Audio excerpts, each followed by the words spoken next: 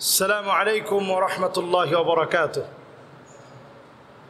এক ভাই জানতে চেয়েছে, মোহতারাম, কিশোরগঞ্জের পাগলা মসজিদে 4 মাস 10 দিনে উঠেছে 7,78,00,000 টাকা। আসলেই কি এখানে টাকা দিলে কোনো কিছু হতে পারে? আসলে এই বিষয়টি আমাদের অনেক দিন ধরেই নজরে পড়ছে এবং আমি নিজেও চিন্তা করেছি যে এই বিষয়টা নিয়ে কথা বলা দরকার। পাগলা মসজিদে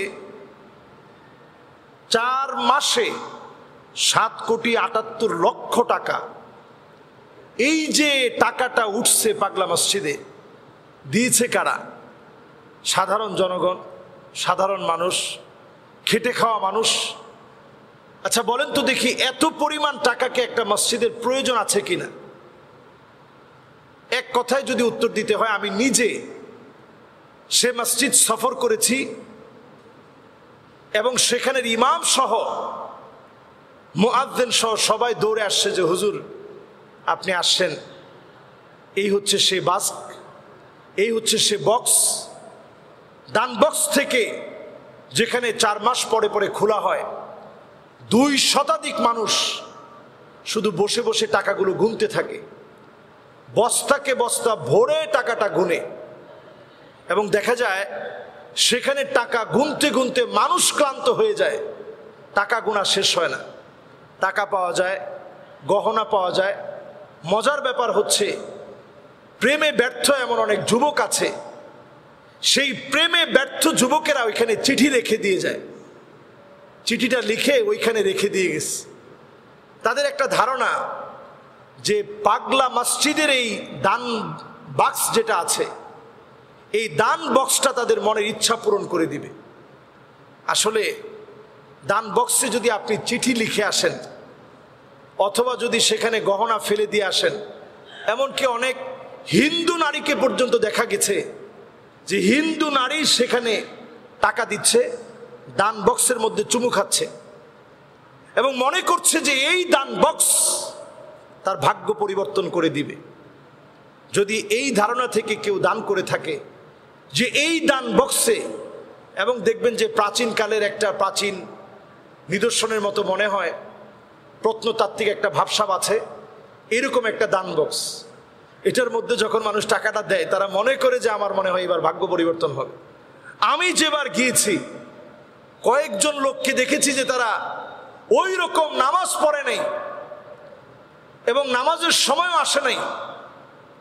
নামাজ পড়ে আমরা বের হচ্ছি, তারপরে দেখছি যে ওইখানে দাঁড়িয়ে ঠিক যেভাবে পূজা, এইভাবে পূজা করার সময় মানুষ যেভাবে হাত ধরে রাখে, দান বক্সের সামনে এইভাবে দাঁড়িয়ে পূজা অর্পণা করার মতো মানুষ হাত ধরে, মানে কেমন যেন দান বক্সের সামনেই দোয়া করছে, দান বক্সের সামনে প্রার্থনা করছে। এই কাজগুলো আমাকে খুব দুঃখ দিয়েছে। মসজিদ তো আল্লাহর ঘর। মান বানা লিল্লাহি মসজিদান বানাল্লাহু লাহু বাইতান ফিল জান্নাহ ওয়ালাউ কামাফহাসি কাতাতিন। কেউ যদি আল্লাহর ঘর মসজিদে দান করে, মসজিদ নির্মাণে যদি কেউ সহযোগিতা করে, মসজিদে যদি তার দানের সহযোগিতা থাকে, একটা কবুতরের বাসা বানাতে যেই পরিমাণ টাকা লাগে, এই পরিমাণ টাকাও যদি কেউ দেয়, আল্লাহ রাব্বুল আলামিন তার জন্য আল্লাহর জান্নাতে বাড়ি বানায় দিবে। সুবহানাল্লাহ বিহামদিহি। তো এই বিশাল সওয়াবের বিষয়, এই বিশাল সওয়াবের জায়গা, এই বিশাল অর্জন মুসলমানদের। আমরা তো নিয়ত করেই মসজিদে দান করে থাকি, কিন্তু এই নিয়তের পরিশুদ্ধতা কত বেশি প্রয়োজন। আপনি মসজিদে দান করলেন, উদ্দেশ্য যদি এই হয় যে দান বক্স এটা আমার ভাগ্য পরিবর্তন করবে।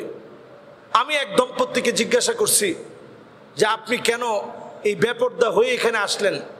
বলছে, হুজুর অনেক বছর বাচ্চা কাচ্চা হয় না, নিয়ত নিয়ে আসছি এই পাগলা মসজিদে দিলে আল্লাহ মনের বাসনা কবুল করে, তো আমারও যদি একটু বাচ্চা কাচ্চা হয় এই জন্য আমি দিলাম। মাআযাল্লাহ মাআযাল্লাহ। দান বক্সের সামনে সে দোয়া করতেছে।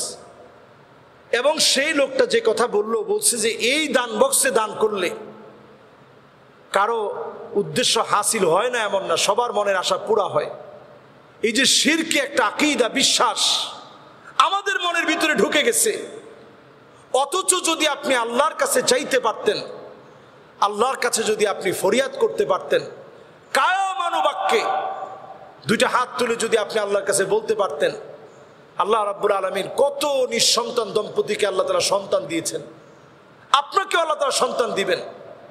ইব্রাহিম আলাইহিস সালামকে কত পরে আল্লাহ সন্তান দিলেন, তিনি আল্লাহর কাছে দোয়া করতেন, রব্বি হাবিলি মিনাস সালিহিন।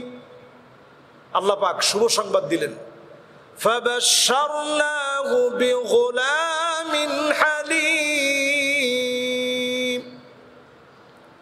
গোলামে হালিমের শুভ সংবাদ দিলেন। এই জন্য ভাই, নিজের ঈমান ধ্বংস করা যাবে না। হতেও পারে আপনি দিছেন, আপনার ইচ্ছা পূরণ হয়ে গেছে, আপনি তো বুঝে গেলেন যে হায় বাপরে বাপ, এই দান বক্সের তো ম্যাজিক একটা পাওয়ার আছে। আপনার ঈমান কতটা নষ্ট হয়েছে আপনি চিন্তা করতে পারেন। এই জন্য আমি দান করব, দান করার বিরোধী আমি নই। আল্লাহর ঘর মসজিদে আমি দিব, এটাকে ঘটা করে মনের উদ্দেশ্য পূরণ হবেই এটা মনে করে দেওয়া থেকে অবশ্যই বিরত থাকতে হবে, নতুবা আপনার ঈমানের সমস্যা হবে। কোনো দান বক্স আপনার ভাগ্য পরিবর্তন করতে পারে না, আপনার ভাগ্য পরিবর্তন করবে আল্লাহ সুবহানাহু ওয়া তাআলা। এজন্য 5 আমলকে সাথী বানাই।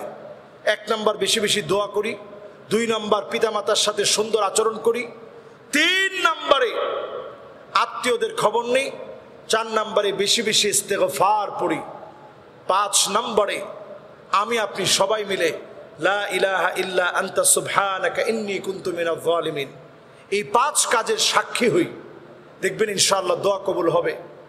আপনি আমি প্রত্যেকেই মসজিদের জন্য শুভাকাঙ্ক্ষী, মসজিদের জন্য আমাদের মন কাঁদে, দান করতে মনে চায়, কিন্তু এই দান আকীদা পরিষ্কার রেখে করতে হবে।